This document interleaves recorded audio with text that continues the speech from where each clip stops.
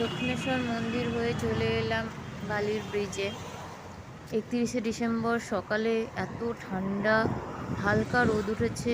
গঙ্গার দিকটা দেখো পুরো কুয়াশায় ভর্তি।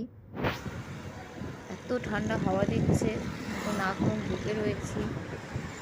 আর এই যে লঞ্চ ঘাটটা কত সুন্দর লাগছে ওপর থেকে, কিন্তু এত ঠান্ডাতেও মানুষ কিন্তু লঞ্চে উঠছে, ঘুরতেও যাচ্ছে।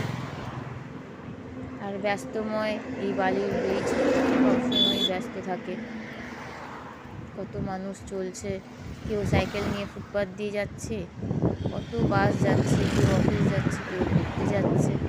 লঞ্চ ভর্তি লোক, কত লোক ঘুরতে যাচ্ছে, কেউ বেলুড় যাচ্ছে, কেউ অন্য কোথাও ঘুরতে যাচ্ছে। কত সুন্দর লাগছে দূর থেকে গঙ্গা। এই দেখো দক্ষিণেশ্বর মন্দির ওইদিকে বালির ব্রিজ থেকে দেখা যাচ্ছে, একটু জুম করলাম, কি সুন্দর লাগছে। জয় মা।